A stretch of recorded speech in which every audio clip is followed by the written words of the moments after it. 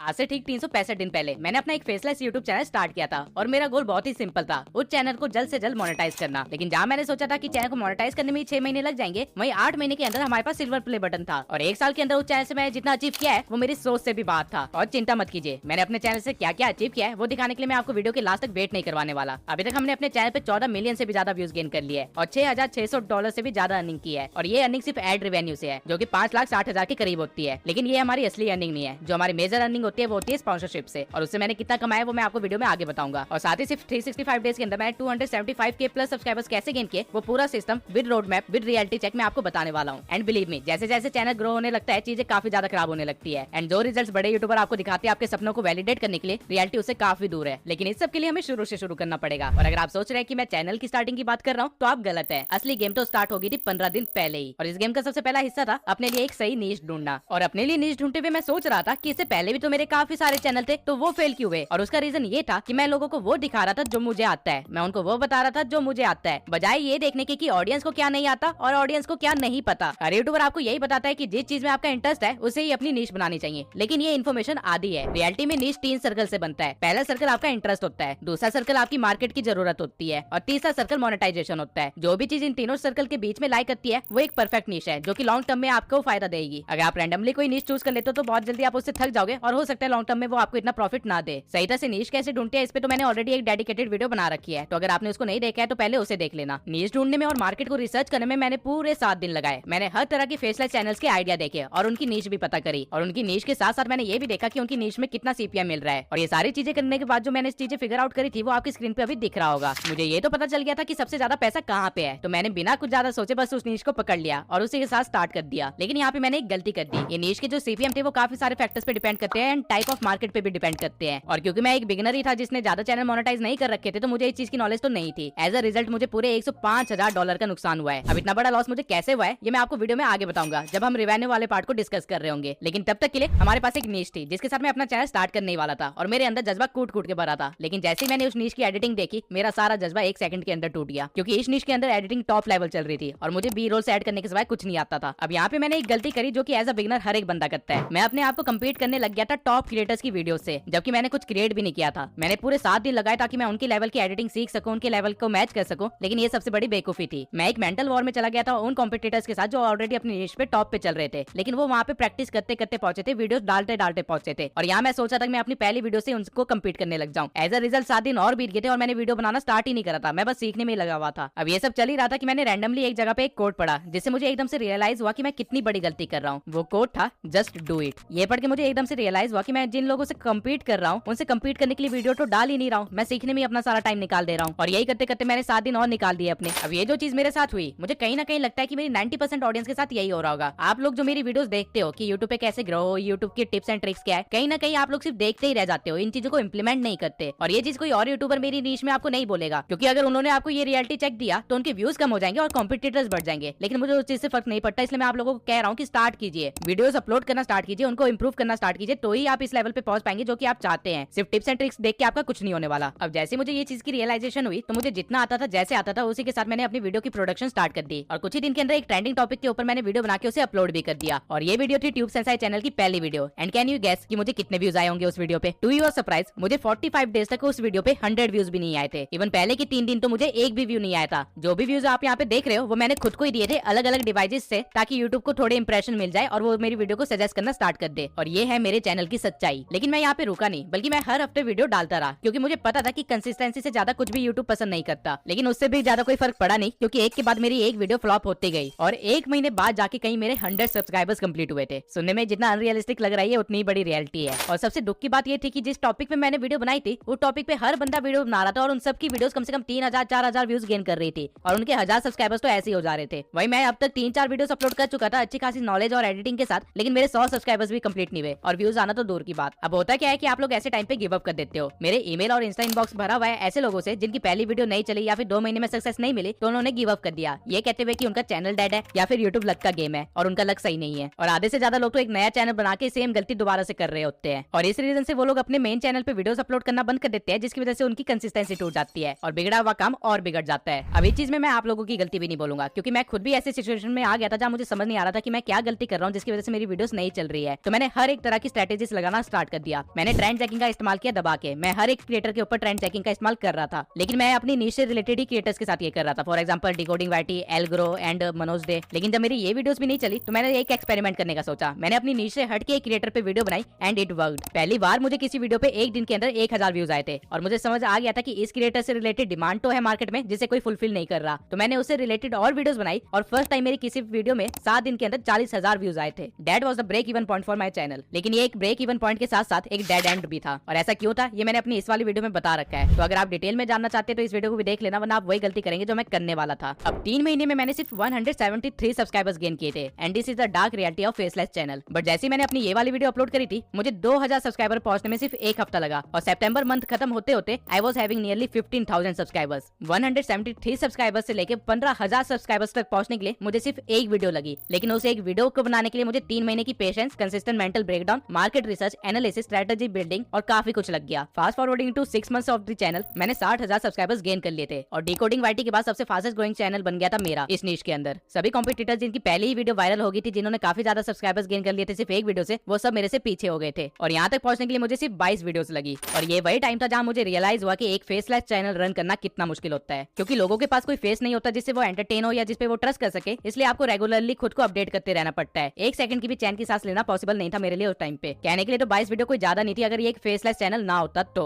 लेकिन क्योंकि ये एक फेसलेस चैनल था तो मुझे लोगों को अपने कंटेंट पे हुक करके रखना बहुत ही मुश्किल हो गया था, क्योंकि लोगों को इन्फॉर्मेशन नहीं चाहिए। Yes, you heard it right. मैंने अपने चैनल की स्टार्टिंग में यूएसपी ट्रांसपेरेंट इन्फॉर्मेशन बनाई थी, यानी कि मैं चाहता था कि लोग मेरे चैनल को इस वे में जाने कि यहाँ पे कोई भी इन्फॉर्मेशन गलत मिल ही नहीं सकती। और ये हुआ भी, बट ये चीज मुझे और ज्यादा आगे नहीं ले जा सकती थी, क्योंकि लोगों को इन्फॉर्मेशन नहीं चाहिए, उनको इन्फोटेनमेंट चाहिए, यानी कि इन्फॉर्मेशन विद एंटरटेनमेंट। और ये एक फेसलेस चैनल के लिए अपनी स्क्रिप्टिंग के थ्रू या फिर अपनी एडिटिंग के थ्रू करना ही पॉसिबल है। लेकिन अब मैंने नीश ऐसे चूज करी थी जहाँ पे अगर मैं स्क्रिप्टिंग को थोड़ा ज्यादा एंटरटेनिंग कर दूं तो एक्चुअल नॉलेज भूल ही जाएंगी जो मैं देना चाहता हूँ। तो मेरे पास एक ही रास्ता बचा था, जो कि था एडिटिंग को इम्प्रूव करना, and I improved it a lot. मेरी पहली वीडियो और 6 महीने बाद की वीडियो एडिटिंग में जमीन आसमान का अंतर था। लेकिन ये डिफरेंस लाने के लिए काफी सारे स्लीपलेस नाइट्स लगे, ओवर टाइम हार्डवर्क लगा, सैक्रिफाइसेस लगे और लिटरली मैं हर महीने बीमार पड़ ही रहा था, क्योंकि मेरी बॉडी को रेस्ट चाहिए था जो कि मैं उसे प्रोवाइड नहीं कर रहा था। और ये एक बहुत ही बड़ी गलती थी जो मैं आपको सजेस्ट नहीं करूंगा, क्योंकि इसकी भरपाई मैं अपने पर्सनल लाइफ में अभी तक कर रहा हूँ। बट मैं यहाँ पे भी सेटिस्फाइड नहीं था, क्योंकि मेरी कोई भी वीडियो अभी तक मिलियन व्यूज टच नहीं की थी। तो ऑफिशियली मैं कभी ये नहीं बोल सकता था कि मेरी वीडियो वायरल चली गई। इसलिए मेरा अगला टारगेट अपनी वीडियो पे 1 मिलियन व्यूज लाना बन गया, और ये मैंने अचीव भी किया, लेकिन बहुत ही गलत तरीके से। अब मैं आपको एक और डार्क रियलिटी बताता हूँ सोशल मीडिया की। सोशल मीडिया पे अगर आप व्यूज पाना चाहते हैं तो नेगेटिव बन जाओ, क्योंकि लोगों को सही से ज्यादा गलत देखने में मजा आता है। यही रीजन है कि रजत दलाल, एलविश यादव जैसी कंट्रोवर्सीज इतनी वायरल होती है, और ध्रुव राठी की ज्यादा व्यूज आने के पीछे का कारण भी यही है। अब मुझे ये चीज पता तो थी, लेकिन मैंने इसे कभी इस्तेमाल नहीं किया था। बट मैंने जब इस चीज का इस्तेमाल किया, आप यकीन नहीं करेंगे, मेरी वीडियो ने एक्चुअल में 1 मिलियन व्यूज क्रॉस कर लिए। सिर्फ अपलोड करने के एक दिन में उस वीडियो पे 100 के व्यूज आ गए थे, जो कि अभी तक इस चैनल के फास्टेस्ट व्यूज हैं। मैं इस वीडियो का title how to start YouTube in 2024 रखने वाला था, बट एंड मोमेंट पे मैंने सोचा कि इस टाइटल को चेंज करके थोड़ा नेगेटिव और डिमोटिवेटिंग करते हैं, एंड इट वर्कड। मैंने वीडियो के अंदर इन्फॉर्मेशन पूरी सही दी थी और काफी वर्दी इन्फॉर्मेशन दी थी, लेकिन स्टिल लोगों ने मुझे कमेंट्स में काफी गालियां लिखी। और उस दिन मुझे रियलाइज हो गया कि लोगों को खुद भी नहीं पता कि वो कितने इजीली मैनिपुलेट किए जा सकते हैं। और मेरी इस थिंकिंग को वैलिडेट करने के लिए मेरे पास एक और रीजन था। उस वीडियो से जस्ट ठीक पहले मैंने एक और 47 मिनट की वीडियो अपलोड करी थी, और वो भी एक बहुत ही ट्रेंडिंग टॉपिक में, बहुत ही इन्फॉर्मेटिव वीडियो। लेकिन उस वीडियो को 100 के व्यूज क्रॉस करने में पूरे एक हफ्ता लगा, और 1 मिलियन क्रॉस करने के लिए उसे 52 डेज लगे। Now I was having 2 option, या तो मैं नेगेटिव टाइटल्स के साथ ही वीडियो बनाता रहूं जैसा कि मनोज डे करता है और लोगों की गालियां खा खा के अपना काम चलाता रहूं, या फिर मैं और मेहनत करके और अच्छी वीडियो बनाता रहूं और उम्मीद करूं कि मिलियन व्यूज आ ही जाएंगे। और मैं सेकंड मेथड को चूज किया, जिसकी वजह से आज तक उन वीडियोस के बाद मेरे किसी भी वीडियो पे मिलियन व्यूज तो नहीं आए हैं। अब ये चीज मैंने आप लोगों के साथ शेयर इसलिए करी क्योंकि जैसे जैसे आपकी ग्रोथ होगी, आपके नीड बढ़ते जाएंगे, आपकी वांट्स बढ़ती जाएंगे, और उसकी वजह से हो सकता है आप अपनी मोरालिटी को भूल के कुछ गलत कदम लेना स्टार्ट कर दे। लेकिन आपको ऐसा नहीं करना है। आप लोग मेरे सब्सक्राइबर्स हैं और मैं नहीं चाहता कि आप लोग कभी ऐसा कुछ गलत काम करें। बट अगेन यहाँ पे एक और डार्क रियलिटी है। डजंट मैटर आप कितने भी अच्छे बन जाओ, लेकिन अगर आप सोशल मीडिया पे हो तो आपको गालियां तो पड़ेगी ही पड़ेगी, और आपको बेमतलब का हेट भी मिलेगा। और ये चीज मुझे तब रियलाइज हुई जब मैंने रिसेंटली अपनी एक लाइफ स्टोरी वाली वीडियो शेयर करी थी। उस वीडियो में मैंने कोई भी चीज बढ़ा चढ़ा के नहीं बोली, एक भी चीज झूठ नहीं बोली। जो चीज मुझे जैसे याद थी मैंने वो बता दी, लेकिन लिटरली लोगों ने वहाँ कमेंट में लिख दिया कि मैं फेक बोल रहा हूँ, या फिर गालियां देना स्टार्ट कर दिया मुझे। और जब मैंने उन लोगों से कमेंट में पूछा कि वो ऐसा क्यों सोच रहा है कि मैंने फेक बोला है, तो उनके पास कोई एक्सप्लेनेशन नहीं था, बल्कि उल्टा वो 2 गालियां और दे रहे थे मुझे। और मैंने कभी अपने चैनल पे कुछ ऐसा तो नहीं किया था कि जिसकी वजह से मुझे गालियां पड़े, ना ही मैं किसी कंट्रोवर्सी वगैरह में आया था, लेकिन स्टिल मुझे गालियां पड़ रही थी। और ये देखते हुए मुझे ये रियलाइज हो गया कि जैसे जैसे तुम्हारी पर्सनल ग्रोथ होगी, चैनल की ग्रोथ होगी, वैसे तुम्हारे हेटर्स भी ग्रो होंगे, और हेटर्स बनाने के लिए तुम्हें कुछ करने की जरूरत नहीं है, वो खुद ही बन जाएंगे। अब ये एक ऐसी चीज थी जिससे मैं बहुत ही ज्यादा अनजान था, क्योंकि सोशल मीडिया पे कभी इतनी ज्यादा फेम मुझे मिली नहीं थी पहले। बट एनीवेज हमने फरवरी 9 को 100 के क्रॉस कर लिए, एंड अपने चैनल को स्टार्ट करने के 8 महीने बाद ही हमारे पास सिल्वर प्ले बटन मिल गया। अब मैं आप लोगों से झूठ नहीं कहूंगा, लेकिन इन 8 महीनों में से 1 महीना भी ऐसा नहीं था जब मेरे को स्ट्रेटेजी बिल्डिंग नहीं करनी पड़ी, वीडियो के आइडियाज ढूंढने में प्रॉब्लम नहीं आई। और कई बार ऐसा भी हुआ कि जो मैं स्ट्रेटेजी बिल्ड करी और वीडियो आइडिया ढूंढे वो फ्लॉप भी हुए, लेकिन मैं अपने माइलस्टोन्स को अचीव करता रहा क्योंकि मैं कंसिस्टेंट था। फेलियर हो या फिर सक्सेस हो, उसके साथ कंसिस्टेंट रहो तो यूट्यूब पे आपका ग्रोथ कंफर्म है। अब आई नो आप में से आधे से ज्यादा लोगों का टारगेट तो 100K ही होगा, तो मैं पहले आप लोगों के साथ वो सारी प्रॉब्लम शेयर कर लेता हूँ जो एक फेसलेस चैनल को 100K तक पहुंचने के लिए फेस करनी पड़ेगी। और ये वो प्रॉब्लम्स नहीं है जो कि हर यूट्यूबर कवर करता है, क्योंकि उनका इलाज तो हर किसी के पास है लेकिन वो वर्क नहीं कर रहे हैं। प्रॉब्लम एक्चुअली में साइकोलॉजिकल प्रॉब्लम है, ऑडियंस की डिमांड को समझना प्रॉब्लम है। तो उन चीजों से कैसे कोअप करना है वो तो मैं आपको बताऊंगी, लेकिन उससे पहले प्रॉब्लम जान लेते हैं। सबसे पहली प्रॉब्लम है खुद का ब्रांड बनाना, क्योंकि अगर आप एक फेसलेस चैनल हो तो खुद का ब्रांड बनाना बहुत ही मुश्किल होता है। उसके बाद सेकंड पॉइंट है यूएसपी बिल्ड करना, यूनिक सेलिंग प्रोपोजिशन, यानी कि कुछ ऐसा यूनिक होना जिससे आपकी चैनल की आइडेंटिटी बने। तीसरा है ऑडियंस का ट्रस्ट जीतना, क्योंकि हमारी नीश में अगर हमारी ऑडियंस हम पे ट्रस्ट नहीं कर रही है तो हमारी नीश में हमारा होने का मतलब ही नहीं बनता। चौथा पॉइंट है कंसिस्टेंसी मेंटेन करना, जो कि पर्सनल लाइफ के साथ मेंटेन करना बहुत ही मुश्किल होता है। और पांचवा पॉइंट है कम्युनिटी बिल्डिंग, क्वालिटी कंटेंट बनाना, सही तरह से थंबनेल बनाना, सही तरह से वीडियो अपलोड करना, चैनल की सेटिंग सही रखना। ये सारी चीजें तो आपको बाकी सारे यूट्यूबर्स बता ही देंगे। मेरे खुद के चैनल पे इससे रिलेटेड काफी सारी वीडियोस है, बट ये कुछ ऐसी चीजें जो कि हर क्रिएटर के दिमाग में होती है, इसके ऊपर कोई डिस्कशन करता ही नहीं है। एज अ रिजल्ट आप लोगों को ये चीजें नहीं पता होती, आप लोगों को एक्सपीरियंस नहीं मिलता है, जिसकी वजह से आप फेल होते हो। तो अब मैं एक एक करके इन प्रॉब्लम्स के सॉल्यूशन भी आपको बता देता हूँ। तो सबसे पहला था खुद का ब्रांड बनाना। अब खुद का ब्रांड बनाने का मतलब ये नहीं होता कि खुद को सबसे बड़ा बना लेना, वो तो रिवॉर्ड होता है जो कि एक ब्रांड बनाने की वजह से आपको मिलता है। ब्रांड बनाने का असली मतलब ये होता है कि एक स्टोरी या फिर एक पर्सनैलिटी को लिंक कर देना अपने प्रोडक्ट से। फेस वाले चैनल ये बिना किसी दिक्कत के कर लेते हैं, क्योंकि उनकी फेस खुद ही एक पर्सनैलिटी होती है जो कि उनके चैनल से लिंक हो जाती है या उनके कंटेंट से लिंक हो जाती है। बट हमारे केस में ऐसा नहीं है, इसलिए अगर आप खुद को एक एज अ ब्रांड एस्टैब्लिश करना चाहते हो तो आपको अपनी एक यूएसपी बनानी पड़ेगी, और वही हमारा सेकंड पॉइंट है। यूएसपी का मतलब होता है यूनिक सेलिंग प्रोपोजिशन। अब जो फेस वाले चैनल्स होते हैं वो चाहे तो एक यूएसपी को सोच सकते हैं और अपने पूरे यूट्यूब करियर में सिर्फ उसी के साथ आगे बढ़ सकते हैं, उनका काम चलता रहेगा। बट एक फेसलेस चैनल ऐसा नहीं कर सकता। अगर आप एक फेसलेस चैनल है तो आपको टाइम टू टाइम अपनी यूएसपी को चेंज करना पड़ेगा, और वो भी अपनी पुरानी यूएसपी को मेंटेन करते हुए। फॉर एग्जांपल स्टार्टिंग में मेरी यूएसपी थी कि मैं ट्रांसपेरेंट इन्फॉर्मेशन देता हूँ, लेकिन इससे मैं सिर्फ 50,000 सब्सक्राइबर्स तक ही गेन कर पाया। उसके बाद मैंने अपनी यूएसपी को चेंज किया और अपनी एडिटिंग स्टाइल को अपनी यूएसपी बना लिया। अब ये चीज को कम से कम 6 से 8 महीने हो गए हैं और ये चीज अभी भी वर्क कर रही थी, लेकिन अगेन अब 1 साल बाद मुझे एक नई यूएसपी ढूंढनी है, और ये एक ऑनगोइंग प्रोसेस है। इवन इस स्टेज पे पहुंचने के बाद भी मुझे यूएसपी ढूंढनी है, तो आपको तो ये करते ही रहना पड़ेगा। नाउ अगर आपने खुद को एज अ ब्रांड शो करने की कोशिश करी है तो आपको लोगों का ट्रस्ट भी जीतना पड़ेगा, क्योंकि जिस ब्रांड पे लोग ट्रस्ट नहीं करते वो ब्रांड ब्रांड ही नहीं होता। अब ये एक साइकोलॉजिकल चीज है कि लोग आवाज से ज्यादा किसी भी फेस को ट्रस्ट करते हैं। तो एज अ फेसलेस चैनल अपनी ऑडियंस का ट्रस्ट बिल्ड करने के लिए मैंने प्लेलिस्ट बनाना स्टार्ट कर दिया। मैं जब भी कोई वीडियो बनाता था तो उस वीडियो के एंड में एक क्वेश्चन डाल देता था जिसका आंसर मुझे पता होता था कि उनके पास नहीं होगा, और फिर मैं अपनी ऑडियंस से कहता था कि अगर आपको इसका आंसर चाहिए या फिर आपको इस प्रॉब्लम का सॉल्यूशन चाहिए तो कमेंट में लिख दीजिए, मैं उससे रिलेटेड वीडियो जरूर बनाऊंगा। और वो कमेंट किया भी करते थे और मैं कुछ टाइम में वो वीडियो बना भी दिया करता था, जिससे एक फेसलेस चैनल होने के बाद भी हमारे बीच में कम्युनिकेशन टाइप बन गई। मेरे सब्सक्राइबर जिस भी चीज के लिए कमेंट किया करते थे मैं उससे रिलेटेड वीडियो बना दिया करता था, वो भी टाइमली। और यही रीजन है कि मेरे चैनल पे डोराटी की पूरी एक प्लेलिस्ट बन गई। How to become a YouTuber की प्लेलिस्ट तो चल ही रही है, साथ में एआई टूल्स और इंस्टाग्राम की भी एक पूरी प्लेलिस्ट बन चुकी है। इन सभी प्लेलिस्ट की पहली वीडियो मैंने बस एज ए एक्सपेरिमेंट बनाई थी, लेकिन लोगों की डिमांड आई तो मैंने उनको फुलफिल किया। एज अ रिजल्ट उनका ट्रस्ट बन गया मेरे पे कि ये हमारी डिमांड को फुलफिल करेगा। अब ट्रस्ट बिल्डिंग एक स्लो प्रोसेस है, तो उसमें आपको टाइम लगेगा ही लगेगा, एंड आपको टाइम देना भी चाहिए। लेकिन ये तीनों चीजें किसी काम की नहीं है अगर आपने यूट्यूब को ही इग्नोर कर दिया अपनी ऑडियंस के चक्कर में। तो यूट्यूब की एक लौती डिमांड है आपसे, वो है कंसिस्टेंसी। अगर आप वो मेंटेन नहीं कर पा रहे तो यूट्यूब आपको पनिशमेंट तो जरूर देगा, इंप्रेशन डाउन करके या फिर व्यूज डाउन करके। अब इस प्रॉब्लम का तो कोई भी स्ट्रेटेजिक सॉल्यूशन नहीं है। कंसिस्टेंसी मेंटेन करने के चक्कर में मैंने खुद भी अपनी हेल्थ कई बार खराब करी है। इसका सिर्फ एक ही सॉल्यूशन है कि आप काम को डाइवर्सिफाई कर दो, लोगों को हायर करो और एक टीम बिल्ड कर लो। बट जिस निश में मैं हूँ, मैं थंबनेल डिजाइनर और एक एडिटर के सिवाय किसी को हायर नहीं कर सकता, और राइट नाउ जिस लेवल की एडिटिंग आप लोगों को मैं अभी प्रोवाइड कर रहा हूँ उस लेवल का एडिटर ढूंढना भी काफी मुश्किल होता है। तो इस चीज को आप एज अ ड्रॉबैक ले सकते हो एक फेसलेस चैनल का। अब सबको पता है कि यूट्यूब एक 3 से 5 साल का गेम है, और अगर आप 5 साल के बाद भी इस पर टिकना चाहते हो तो आपको एक कम्युनिटी बिल्ड करनी पड़ेगी, और एक फेसलेस चैनल की कम्युनिटी उतनी स्ट्रॉन्ग नहीं होती जितना एक फेस वाले चैनल की होती है। और यही रीजन है कि 3 से 5 साल के अंदर हर एक क्रिएटर अपना फेस रिवील कर ही देता है, चाहे वो टोटल गेमिंग हो या फिर कैरी मिनाटी हो या फिर फैक्टेक हो या कोई भी। इवन आगे चल के मुझे भी अपना फेस रिवील करना ही पड़ेगा अगर मुझे यूट्यूब पे बने रहना है। तो अब ये सारे तो वो चैलेंजेस थे जो एक फेसलेस चैनल को रन करने के लिए आपको सहने पड़ेंगे, लेकिन चैनल को रन करने के लिए आपको सिर्फ ऑडियंस की डिमांड को नहीं देखना है बल्कि यूट्यूब के एल्गोरिदम को भी देखना है, और यूट्यूब के एल्गोरिदम की डिमांड्स बिल्कुल अलग होती है। तो इसलिए मैं आप लोगों को सजेस्ट करूंगा कि मेरी how to become a YouTuber playlist देख लेना, क्योंकि वहाँ पे सारी चीजें इन्फॉर्मेशन मैंने एक क्रोनोलॉजिकल ऑर्डर में दे रखी है। नाउ अभी तक मैंने आपको जो भी बताया वो सारी मेहनत हमने करी थी अपने चैनल को 100K क्रॉस करवाने के लिए, जिसके लिए मुझे 8 महीने लगे। बट 100K से 200K तक पहुंचने में मुझे सिर्फ 4 महीने लगे, और 200K से 300K तक पहुंचने में मुझे सिर्फ 3 महीने लगने वाले हैं। ये फायदा होता है कंसिस्टेंसी का। नाउ ये सारी प्लानिंग, प्लॉटिंग, हार्डवर्क, ये सब इंसान सिर्फ एक चीज के लिए करता है, पैसा। और पैसों के बारे में कोई भी यूट्यूबर खुल के नहीं बताता, बट डोंट वरी, ट्यूबसेंस है आपके लिए ये भी करेगा। यूट्यूब के एडसेंस से पहले महीने में मुझे सिर्फ $82 आए थे, और उसके 6 महीने बाद भी मुझे सिर्फ $500 तक की अर्निंग हो रही थी। इतनी सारी मेहनत और इतने सारे क्योस के बाद भी मुझे सिर्फ $500 मिल रहे थे, जो कि ऑब्वियसली वर्थ नहीं था। और यही एक टाइम होता है कि यूट्यूबर की लाइफ में जब वो स्पॉन्सरशिप करना स्टार्ट करता है। रीजन ये नहीं होता कि उसको ब्रांड्स को प्रमोट करने में मजा आता है, लेकिन पॉइंट ये है कि आप सिर्फ यूट्यूब की अर्निंग के बेसिस पे नहीं बैठे रह सकते। बट यहाँ पे अगेन एक प्रॉब्लम थी, लोगों को स्पॉन्सरशिप नहीं पसंद। I have literally no clue कि इंडियन लोगों को स्पॉन्सरशिप इतनी नेगेटिव वे में क्यों दिखती है, बट ऐसा है। मैंने कभी भी किसी बैटिंग ऐप या फिर किसी स्पैमिंग कंपनी की स्पॉन्सरशिप नहीं करी, क्योंकि मैं खुद उन चीजों चीजों को गलत मानता हूँ। ऑल्दो वो कंपनीज 10-10 लाख देने के लिए तैयार है right at the moment, but इनको करना मेरे लिए सही नहीं है, क्योंकि मैंने जो अपनी ऑडियंस के साथ ट्रस्ट बनाया था वो टूट सकता है। मेरी ऑडियंस काफी हद तक बच्चे ही हैं, तो वो बड़े इजिली इन्फ्लुएंस हो सकते हैं और एक गलत काम कर सकते हैं। बट अगेन यही काम अगर फुकरा इंसान कर रहा होता है, एल्विश यादव कर रहा होता है या फिर कोई बड़ा यूट्यूबर कर रहा होता है, तो लोगों को इससे कोई फर्क नहीं पड़ता। अंटिल कोई छोटा यूट्यूबर कर रहा है तो उसको गालियां पड़ेगी, लेकिन बड़े यूट्यूबर को कोई कुछ नहीं बोलता। और ये एक डार्क रियलिटी है इस इंडस्ट्री की। और मुझे जब भी कोई स्पॉन्सरशिप आती है तो मैं हमेशा ट्राई करता हूँ कि उन स्पॉन्सरशिप के थ्रू भी मैं अपनी ऑडियंस को एजुकेट कर सकूं, उनको नॉलेज दे सकूं। But as I said, doesn't matter आप कितने भी अच्छे काम कर लो, सोशल मीडिया पे आपको गालियां तो पड़ेगी ही पड़ेगी। मैं हमेशा स्पॉन्सरशिप वही लेता था जो मेरी नीश से रिलेटेड हो, और जो भी स्पॉन्सरशिप मेरे पास आती थी मैं हमेशा ट्राई करता था कि मेरी ऑडियंस उससे मैक्सिमम प्रॉफिट निकाल सके। इसलिए मैं स्पॉन्सर्ड ऐप या वेबसाइट के थ्रू भी नॉलेज देने की कोशिश करता था, और ना ही मैंने कभी किसी स्पॉन्सरशिप की बेमतलब की तारीफ करी। जो काम उनका अच्छा था मैंने उसको प्रेस किया, जो काम उनका अच्छा नहीं था वो मैंने किसी वीडियो में या कमेंट में जाके बता ही दिया कि ये अच्छा काम नहीं है इनका, ये मत करना। बट स्टिल लोगों ने मुझे ये कमेंट किए हैं, और ये चीजें आपके साथ भी होगी। ऑडियंस को इस चीज से कोई फर्क नहीं पड़ता कि आपने उनके लिए क्या किया है या फिर क्या कर रहे हो, उनको सिर्फ इस चीज से फर्क पड़ता है कि उनका काम निकल जाए। एंड सॉरी टू से, बट ये एक डार्क रियलिटी है कि ऑडियंस की भी डबल स्टैंडर्ड्स हैं। अगर कोई बड़ा यूट्यूबर या फेस वाला चैनल कोई अगर कुछ ऐसा गलत प्रमोट कर भी रहा है, भले वो ट्रेडिंग के थ्रू हो या फिर गैमलिंग ऐप हो या फैंटेसी ऐप हो, तो लोग उसको भी देख लेते हैं, उनसे इन्फ्लुएंस होकर काम शुरू भी कर देते हैं। लेकिन अगर एक फेसलेस चैनल होकर आपने ये गलती करी तो आपको जो गालियां पड़ेंगी उससे आपको सिर्फ भगवान ही बचा सकता है। अब एक बार ऑडियंस की साइकोलॉजी को साइड रख के मैं आपको एल्गोरिदम का भी बता देता हूँ कि स्पॉन्सर्ड वीडियो से एल्गोरिदम पे क्या फर्क पड़ता है। आप जब भी कोई स्पॉन्सर्ड वीडियो करोगे तो आपको हमेशा उस पर कम व्यूज आएंगे। एज अ रिजल्ट जो आप अगली वीडियो डालोगे उस पर भी कम व्यूज आएंगे, क्योंकि पहली वीडियो पे जब कम व्यूज आए थे तो आपके रिटर्निंग व्यूज कम हो गए थे, और अगली वीडियो जो आपने डाली यूट्यूब ने उसको उतने ही लोगों को दिखाया जितने ने पिछली बार आपकी वीडियो देखी थी। तो मतलब आपका एक रेशियो गिर जाता है रिटर्निंग व्यूज का। लेकिन इसे टैकल करने का एक सॉल्यूशन है जो मैंने फाइंड आउट किया था और मेरे लिए वर्क करता है। आप जब भी कोई स्पॉन्सर्ड वीडियो डाल रहे हो तो उसकी अगली वीडियो कोई ऐसी डालना जो बहुत ही ज्यादा ट्रेंडिंग हो, या फिर एक बहुत ही जनरल ऑडियंस के लिए बहुत ही ब्रॉड कैटेगरी का कोई टॉपिक उठा के डालना जिसको बहुत ज्यादा लोग देखे। अगर आप ऐसा करते हो तो आप अपने ऑडियंस को मेंटेन कर पाओगे, अपने व्यूज को मेंटेन कर पाओगे, वरना आपका चैनल धीरे धीरे डेड हो जाएगा। एंड ट्राई करना कि ज्यादा स्पॉन्सरशिप ना करो, आप कितना कंटेंट डाल रहे हो उस हिसाब से देखिए स्पॉन्सरशिप करना, अदरवाइज मत करना। अब मैंने फाइनेंशियल एक्सपेक्ट को लेकर आपको ऑडियंस का माइंडसेट भी समझा दिया और आपको खुद को कैसी चीजें मेंटेन करनी है एल्गोरिदम के साथ वो भी बता दिया। अब मैं आपको ये भी बता देता हूँ कि मैंने अभी तक स्पॉन्सरशिप से कितनी अर्निंग करी है। अब क्योंकि मैं एक फेसलेस क्रिएटर हूं तो ऑब्वियसली मैं ज्यादा स्पॉन्सरशिप तो नहीं कर सकता था, इसलिए एक साल के अंदर मैं सिर्फ 7 लाख ही अर्न करे स्पॉन्सरशिप से। और एक रीजन ये भी था कि मैं बेमतलब की स्पॉन्सरशिप नहीं करता, जो चीज मुझे लगता है मेरे ऑडियंस के काम आ जाएगी सिर्फ उन्हीं की स्पॉन्सरशिप करता हूँ। अदरवाइज जितने मेरे सब्सक्राइबर है इतने में आराम से कोई बंदा कम से कम 20 लाख तक की स्पॉन्सरशिप तो कर ही सकता है और इतने अर्न कर सकता है एक साल के अंदर। अब अगर आपको स्टार्टिंग में याद हो तो मैंने कहा था कि मुझे $105,000 का नुकसान हुआ है, तो अब उसके पीछे का भी आपको बता देता हूँ रीजन क्या है। रिसेंटली मैं एक फॉरेनर यूट्यूबर को देख रहा था जिसने अपनी अर्निंग रिवील करी थी और वो हमारी नीश का ही है। एंड टू माय सरप्राइज उस बंदे को अपनी वीडियोस के ऊपर 8 से लेकर $9 का सीपीएम मिल रहा है। वहीं मुझे अपनी वीडियोस पे मुश्किल से $0.53 का सीपीएम मिल रहा है। जस्ट बिकॉज मेरी वीडियोस हिंदी में, तो इस चीज का मुझे नुकसान भी हो रहा है। वरना जितने भी मैंने एक साल के अंदर अभी गेन किए हैं उसको अगर मैं मल्टीप्लाई कर दूं उस सीपीएम से जो उस फॉरेनर को मिल रहा है तो मेरे आराम से $105,000 तक बन रहे थे। अगर इंडियन रुपीज में कहूं तो ये कुछ 80 लाख के भी ऊपर है। लेकिन आप लोग सीपीएम और आरपीएम को बढ़ा सकते हो। अगर आप लोग चाहते हो मैं इस टॉपिक को भी कवर करूं और डिटेल में बताऊं कि आप ऐसा कैसे कर सकते हो तो कमेंट सेक्शन में लिख देना, मैं इसके ऊपर वीडियो जरूर बनाऊंगा। नाउ जिस तरह मैंने ये चैनल स्टार्ट किया था और जैसे इसके स्टार्टिंग के 3 मंथ्स निकले थे उस हिसाब से तो मैंने इस चैनल को 365 डेज में काफी ज्यादा ग्रो कर लिया है और मैंने काफी कुछ अचीव भी किया है इससे, तो मैं इसके लिए काफी ग्रेटफुल भी हूँ। एंड द रीजन मैंने आप लोगों के साथ ये सारी इनसाइडर इन्फॉर्मेशन और रियलिटी चेक्स दिए हैं वो ये है क्योंकि स्टार्टिंग में कोई यूट्यूबर ऐसा नहीं था जो मुझे ये सारी चीजें बता देता। अगर किसी ने मुझे बताया होता तो मैं बेटर स्ट्रेटेजीज के साथ आता, बेटर रिजल्ट्स लेके आता। लेकिन अगेन सबने इस चीज को छुपाने का सोचा, पता नहीं क्यों। तो मैं नहीं चाहता कि आप लोगों के साथ ऐसा हो, इसलिए मैंने सब कुछ आपको बता दिया ट्रांसपेरेंट रह के। आई होप आप लोगों को ये 365 डेज की स्टोरी उतनी ही इंटरेस्टिंग लगी हो जितनी एक्साइटिंग ये मेरे लिए एक्चुअल में थी। और अगर आप लोग इस आवाज के पीछे की शक्ल देखना चाहते हो तो जल्दी से 500K करवा दो, मैं 500K के बाद अपना फेस रिवील कर दूंगा। लेकिन तब तक मैं आप लोगों को एक चैलेंज भी देना चाहता हूँ, 365 डे चैलेंज फॉर यूट्यूब। मैं चाहता हूँ कि आप लोग अपना एक निश डिसाइड कीजिए और 365 डेज तक उस पर वर्क कीजिए, अच्छे अच्छे कंटेंट डालिए। मैं आप लोगों के लिए इंस्टाग्राम पे एक स्पेशल कम्युनिटी और ग्रुप बनाने वाला हूँ। तो अगर आप लोग अपना चैनल स्टार्ट करते हैं, मुझे अपनी स्टोरी में टैग करते हैं इंस्टाग्राम पे, और अगर मुझे आपका चैनल वर्थी लगता है अपनी कम्युनिटी में ऐड करने के लिए, तो मैं आप लोगों को एक ग्रुप में ऐड करूंगा जहाँ पे आप जैसे और भी हसलर्स होंगे, ताकि आप लोग एक दूसरे की हेल्प करते हुए आगे बढ़ सके। मैं टाइम टू टाइम उस कम्युनिटी के अंदर आके आप लोगों को गाइड भी करता रहूंगा, लेकिन बहुत सारे काम होने की वजह से मैं ज्यादा एक्टिव नहीं रह पाऊंगा। इसलिए मैं चाहता हूँ कि आप लोग ग्रुप में ऐड हो जाए और एक दूसरे की हेल्प करते हुए आगे बढ़े। तो अगर आपको इस कम्युनिटी के अंदर ऐड होना है तो सबसे पहला काम आपको ये करना है कि आपको चैनल बना के उस पर कम से कम 10 वीडियो डालनी है और उसके बाद मुझे इंस्टा स्टोरी पे टैग करना है विद #365 यूट्यूब चैलेंज। उसके बाद मैं आपके चैनल को एक बार रिव्यू करूंगा, वेरीफाई करूंगा और देखूंगा कि आपका चैनल कम्युनिटी में ऐड करने लायक है या नहीं। एक बार आप कम्युनिटी में ऐड हो जाते हैं तो आपको आप जैसे काफी सारे लोग मिलेंगे जो आपको ग्रोथ के लिए हेल्प कर देंगे, आपको टिप्स भी देंगे, आप लोग एक दूसरे के साथ कोलैबोरेट भी कर सकते हो और बहुत सारी अपॉर्चुनिटीज आपके सामने खुल जाएगी। तो बस इस वीडियो के लिए इतना ही।